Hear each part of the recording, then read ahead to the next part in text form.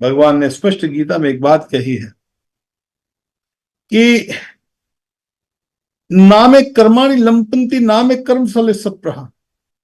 मैं कर्मों के प्रभाव में नहीं आता हूं और ना ही कर्मों की मैं कोई इच्छा करता हूं।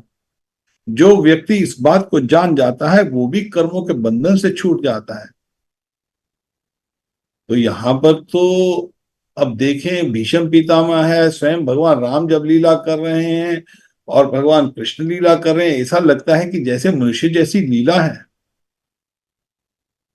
मगर ऐसी बात नहीं।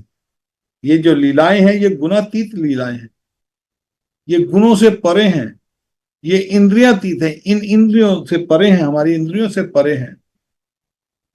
और मायातीत, ये माया से परे हैं, अगम्य है, इसको जान नहीं सकते हम। इसको माया मुग्ध जीवेर नहीं स्वत कृष्ण ज्ञान। चैतन्य महाप्रभु कहते हैं कि माया के प्रभाव में व्यक्ति को ये ज्ञान नहीं है कि कृष्ण ही सब कुछ है, कृष्ण ही सबके अधिभूत हैं। बड़े बड़े व्यक्ति जो हैं वो कृष्ण को एक साधारण या महापुरुष समझ बैठते हैं। हम देखते हैं बड़े बड़े गुरु, बड़े बड़े ज्ञानी योगी लोग भगवान कृष्ण को बोलते हैं जैसे अच्छे वैसे ही होंगे, मगर ऐसा नहीं। अब जानन्ति मम मूढ़ा मानुषिम तनुमाश्रितम, भगवान कहते हैं जो मूढ़ हैं, जो मूर्ख हैं, वो मेरे को नहीं जान सकते। अब जानन्ति मम मूढ़ा मानुषिम तनुमाश्रितम, मेरे को एक मनुष्य की भांति समझते हैं। भोक्तारम यक्षप साम सब लोग महेश्वरम, मगर इस संसार को भोगने वाला केवल मैं हूं और मैं सबका ईश्वर हूं। सुहृद सर्वभूता नाम, मैं हर एक व्यक्ति का, सब जीवों का मैं सुहृद हूं।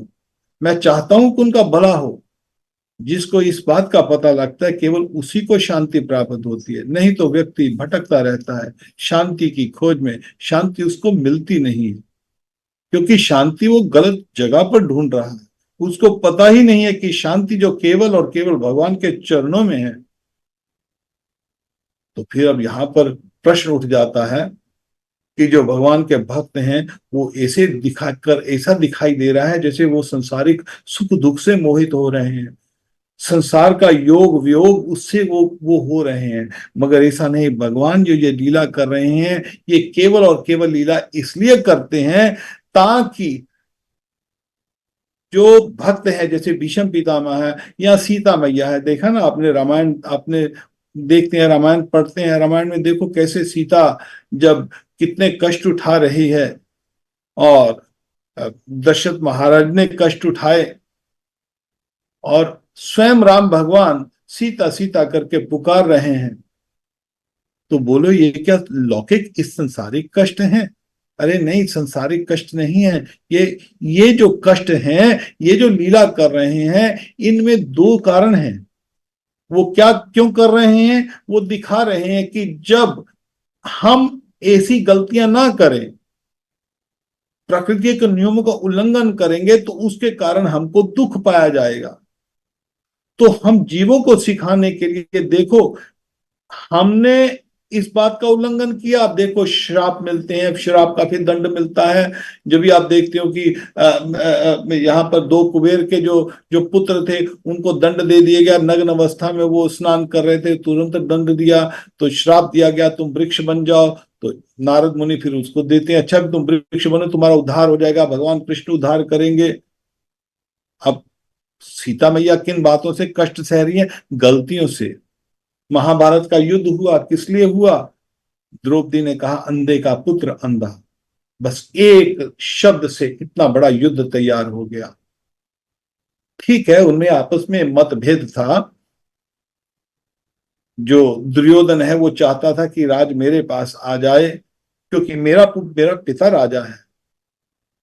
एक्चुअली दुर्योधन एक बात में ठीक था क्योंकि दुर्योधन का पिता जो था वो राजा था और नियमों के अनुसार राजा का पुत्र राजा बनता है। मगर जो धृतराष्ट्र था वो राजा बना था केवल प्रॉक्सी के लिए, क्योंकि अभी जब पांडु महाराज का मृत्यु हो गई तो उसके बाद जो उनके छोटे छोटे बच्चे थे और पंच पांडव छोटे छोटे थे, राज कर नहीं सकते थे, तो सबने ये नियम बनाया, खुद भीष्म पितामह ने कि ऐसा करो, जब तक ये बच्चे बड़े ना हो जाएं तब तक ऐसा करो, तुम राज पर बैठ जाओ, गद्दी पर बैठ जाओ। वो राजगद्दी पर बैठ गए। अब राजगद्दी पर बैठना तो शुरू से चाहते थे, मगर अंधे थे। तो जब वो राजगद्दी पर बैठ गए तो उस राष्ट्र को उन्होंने जोर से पकड़ लिया, इसीलिए उनका नाम हुआ धृतराष्ट्र। उस राष्ट्र को छोड़ूंगा नहीं, अभी गद्दी को छोड़ूंगा नहीं। तो दुर्योधन में उनमें मतभेद था कि दुर्योधन कहता था कि यह राज मेरा है, पांडव कहते थे कि राज हमारा है।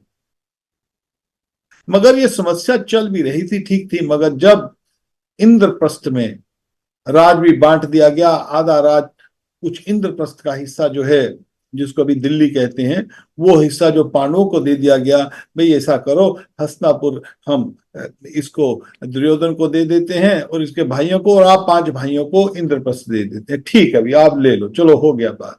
इंद्रप्रस्थ भी बहुत बढ़िया बन गया। इंद्रप्रस्थ का जब उद्घाटन होने लगा तो सब लोग आए, हम भी देखने जाते। जब देखा, अरे इतना वैभव, इतना बढ़िया सुंदर नगरी बना दी है।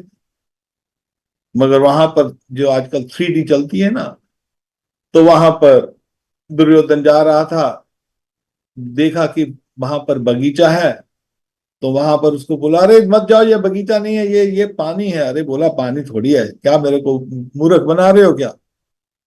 मगर वो एक्चुअली वास्तव में वो पानी था, दिखाई दे रहा था जैसे बगीचा है, और जहां पर पानी था वो बगीचे की तरह दिखाई देता था। तो उसने जब ऐसे करके बात नहीं मानी, दुर्योधन जल में गिर गया। तो द्रौपदी ने एक ही बात कही, अंधे का पुत्र अंधा, बस उससे युद्ध शुरू हो गया। एक वचन से युद्ध शुरू हो जाता है।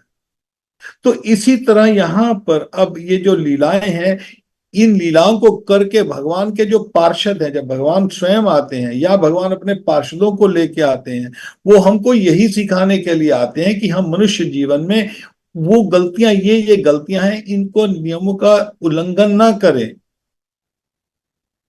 और साथ में कभी गलती हो जाए तो उसको कैसे सुधार कर हमारा जो संबंध है, जीव का संबंध भगवान से है, उस संबंध को कैसे जोड़ लिया जाए, किस तरह मैं भगवान की प्राप्ति कर लूं। नहीं तो मैं इस संसार में दर दर दर दर भटक रहा हूं।